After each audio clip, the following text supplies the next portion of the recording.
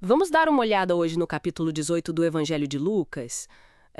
Tem muita coisa ali, né? Histórias fortes sobre oração, humildade, dinheiro, fé também. Vamos sim. Logo de cara, já começa com aquela parábola sobre orar sempre, não desanimar, uma viúva e um juiz, assim, bem complicado. Exato. E a lógica ali é interessante, sabe? Não é que Deus seja como aquele juiz injusto. Longe disso. Ah, sim, o ponto é o contraste. Justamente. A questão é, se até um juiz que, vamos dizer, não tá nem aí pra Deus nem pras pessoas, acaba cedendo só pela insistência da mulher, Pela chatice dela, né? de tanto ela insistir, Isso. Imagina Deus, então, que é justo, que ama os seus, ele vai atender muito mais rápido quem clama de dia e noite. A pergunta final ali é que pega, né? Será que o Filho do Homem vai encontrar fé na Terra quando voltar? É um chamado forte à persistência. faz sentido essa lógica. E, bom, logo em seguida vem outra parábola bem conhecida, a do fariseu e do publicano, né, templo. O publicano, para quem não lembra, era o coletor de impostos, né? Figura muitas vezes mal vista na época. Exatamente. Mal vista mesmo, às vezes tido como traidor, corrupto. E a diferença de atitude dos dois do templo é, nossa, gritante. Total. Ilustra bem essa questão da humildade que Deus valoriza versus aquela autoconfiança, sabe? O fariseu todo impertigado praticamente lê um currículo para Deus. Eu jejuo, eu dou o dízimo, não sou como esse aí. E ainda despreza o outro, né? Pois é. Enquanto isso, o publicano tá lá longe, nem levanta a cabeça, batendo no peito e falando tipo, Deus tem misericórdia de mim, eu sou pecador.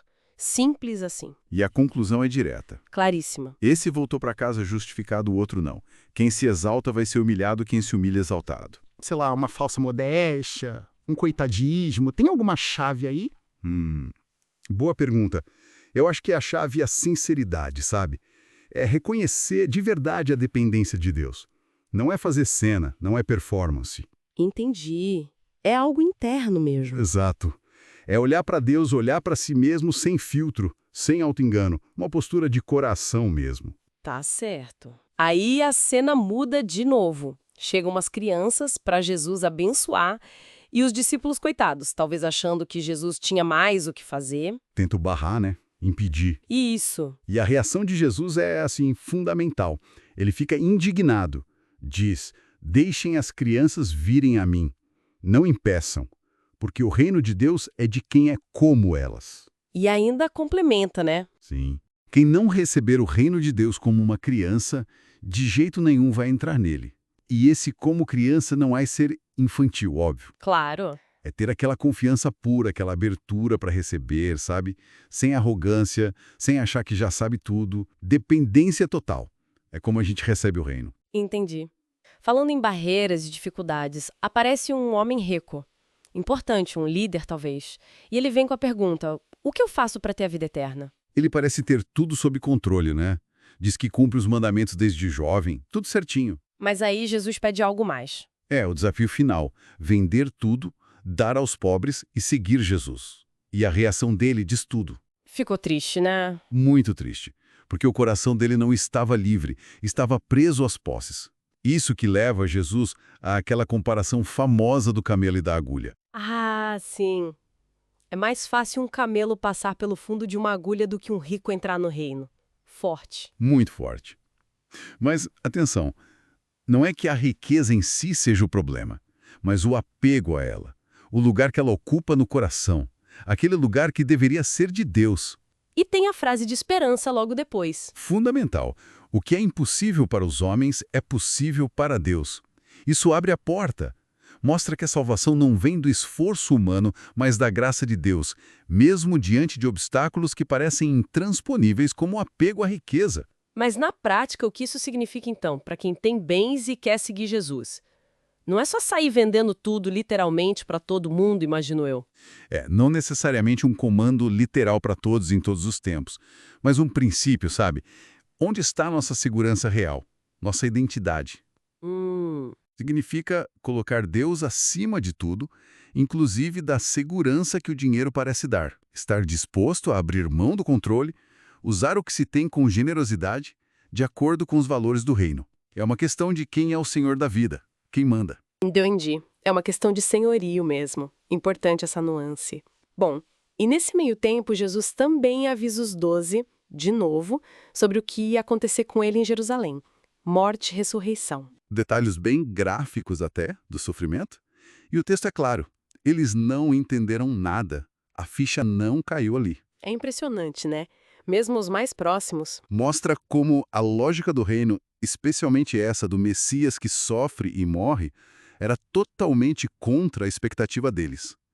Precisava de mais tempo e da ação do Espírito Santo para eles compreenderem. Verdade. E para fechar o capítulo, a gente está perto de Jericó. E tem um cego sentado na beira do caminho pedindo esmola. Isso. E ele ouve o barulho, pergunta o que é, e dizem: é Jesus de Nazaré que está passando. E aí ele não perde tempo. De jeito nenhum, começa a gritar: Jesus, filho de Davi, tem misericórdia de mim. Com fé, reconhecendo quem Jesus era. E o pessoal manda ele calar a boca, né? Mandam. Mas ele grita mais alto ainda. Que persistência! Jesus ouve, manda chamar o homem. E pergunta o que ele quer, direto. E o pedido é claro: Senhor, que eu possa ver. E a resposta de Jesus, imediata: recupere a visão, a sua fé curou você. Nossa. Na mesma hora, ele começa a ver. E o que ele faz? Segue Jesus, glorificando a Deus. E a multidão toda vendo aquilo também louva a Deus. Que final! Um final poderoso mesmo, que amarra tudo. Exato. Amarra a persistência na oração, que vimos lá na viúva, a fé, que reconhece Jesus, como esse cego fez, e o poder de Deus que responde a essa fé com transformação, com cura. Então, resumindo o que a gente viu hoje, nesse capítulo 18, a importância de orar sem cansar, né? A humildade radical contra o orgulho que se acha, a fé simples, como a de uma criança, para receber o reino. O desafio que as riquezas podem ser, o apego a elas. Isso. E, por fim, essa fé que não desiste, que clama e alcança misericórdia, como no caso do cego. Perfeito. O fio condutor parece ser mesmo essa dependência total de Deus, né? E a fé genuína, seja na oração da viúva, na humildade do publicano, na confiança da criança ou no grito do cego. Sempre aponta para Deus. Verdade. E isso talvez deixe uma pergunta para a gente pensar, né? Em que áreas da nossa vida, quem sabe, a nossa autossuficiência, aquela confiança só na nossa força, nos nossos planos, nos nossos méritos, talvez esteja bloqueando uma experiência mais profunda dessa dependência de Deus, dessa fé que transforma de verdade, como a gente viu nesses exemplos tão vivos aqui em Lucas. Fica aí para refletir.